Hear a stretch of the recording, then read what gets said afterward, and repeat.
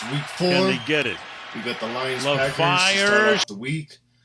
Thursday night game, primetime game. Jared Goff usually kind of struggles on the road. So this game I was kind of expecting. I kind of thought Packers were gonna win. You know, they came off the comeback win against the New Orleans Saints, riding the pretty much 17-0 comeback win. So I thought they were gonna keep that going against the Detroit Lions this game, but that was not the case. As the final score was pretty much a dominant game for the Detroit Lions. Let me see the final score real quick, as I'm drawing a blank of what the score was. All right, 34-20 Detroit, but it felt like a blowout the whole game. Like, I don't think that score really indicates how much of a blowout that game really felt like. Because to start the second half, it was 27-3 favoring Detroit Lions. And just from the very jump in the first half, I noticed the Detroit Lions front on both sides of the ball were just dominating. As Jared Goff, he had time to throw the ball. Jordan Love was getting sacked or pressured a lot. And again, back-to-back weeks, the Detroit Lions front on both sides dominated the game. Last week, I said the same thing when they faced the Atlanta Falcons. And Falcons have a pretty good front on the offensive line. On the D-line, it's decent, I guess, with Grady Jarrett and Calais Campbell. But they dominated again this week against the Packers.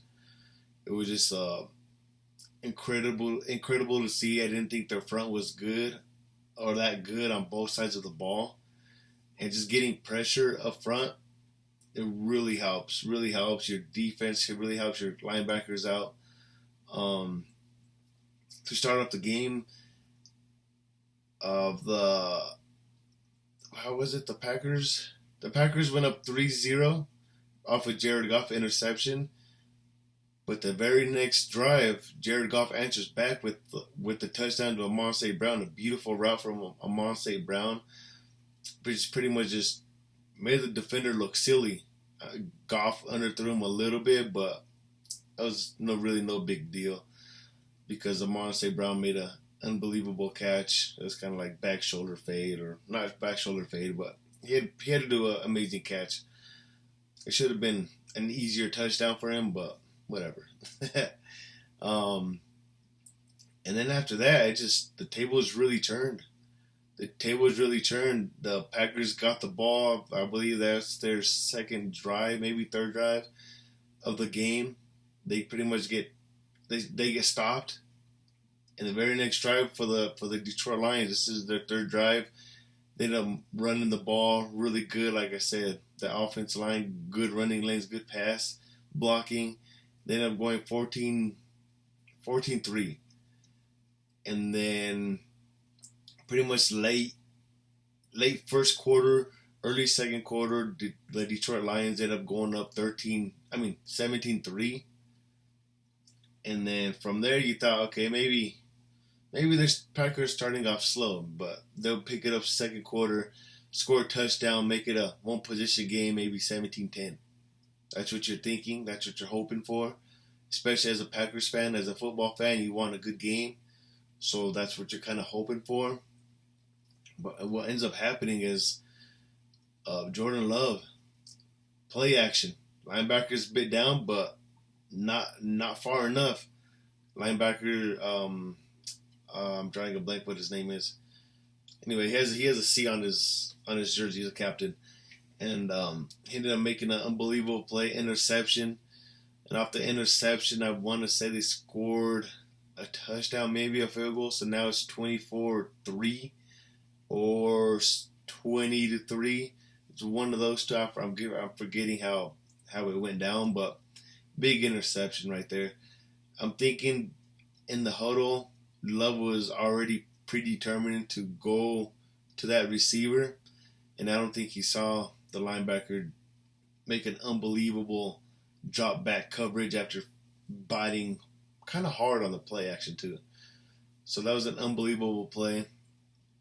And by the time you know it, by second half started, they were down. By they, I mean the Packers were down 27-3. 27-3. It's pretty much game over by then.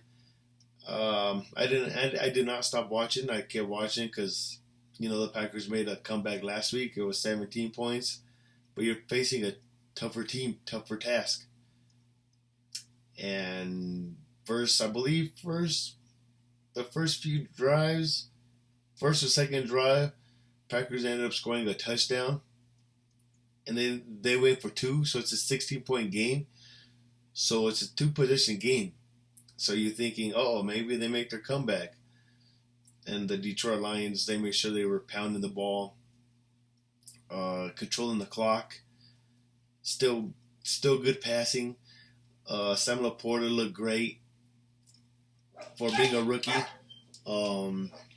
Just Lions pretty much said, no, you're not going to come back on us. I'm sorry if you hear my dogs barking. I think company's coming over. But yeah, the Detroit Lions did not allow them to come back. They kept scoring on them. They ended up scoring, what was it? I said 34-20. So they scored one more touchdown.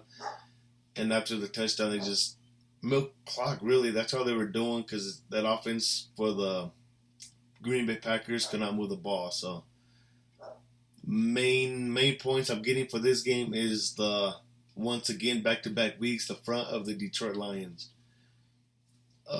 dominated, which is crazy to say, but they really truly dominated. Everybody talks about the playmakers that the Lions have. They have Gibbs, that Montgomery came back from his injury, which is big for the Detroit Lions. They have Amon St. Brown. They have Reynolds, Sam Laporta. I think he broke the catches for rookie tight end his first few games, so he's coming up also. But what really makes that offense is the offensive line. I mean, you see some of these running lanes, like you can see an old man running through that or walking through that. That's how big the holes were. Some plays, obviously, the running backs Gibbs and Montgomery are gonna hop the line and cut or just find a lane. But for the most part, that offensive line is dominating. Defensive side, you causing pressure with pretty much your front. Every once in a while, you throw in a blitz or you put in a stunt move where Hutchinson is, let's say, left in, and he'll come over to like the B gap because of the stunt. So just really dominant from both sides of the ball. So going forward, every game I'm going to look forward to seeing the Lions front on both sides of the ball. For the Green Bay Packers, better second half. I don't want to seem like I'm just downgrading the Green Bay Packers because I want to give everybody some credit. I just don't want this channel just to be about one team winning and discredit the other team. Green Bay Packers showed some life second half. You just got to learn how to play 4 quarters. Because first half you didn't show up. Second half it was a bit closer game, but it was a little out of reach already. So if you just play 4 quarters and you get Jordan Love going, getting comfortable, and get him rolling with your receivers, Romeo Doubs, Christian Watson, get that running game going. Make it easy for Jordan Love. And if you guys do that, I believe Jair Alexander did not play either. But when he comes back and the offense is rolling a little bit, hey, you can be in some games, you can win some games that maybe you shouldn't because your defense is good. So that's what I'm looking forward from both teams. Just Green Bay start off good like you played the second half. In the second half of the Saints game also. I don't know what's going on, why you guys are starting slow, but you guys have some potential. The Lions, I'm going to repeat myself for the 100th time probably. I'm looking forward to seeing the front. I want to say Williams, the guy who's suspended for them. He's going to be coming back real soon too. So it's gonna be interesting how they fit him in the offense. So other than that, that concludes Thursday night game. I'm gonna be posting again more frequently. Last week was a bad week for me, so I apologize. But I'm gonna be getting back to it. So if you guys like this video, like and subscribe and comment down below. And see you guys Monday. I don't think I'll post Sunday night, but be sure to be on the lookout for videos Monday through about Wednesday.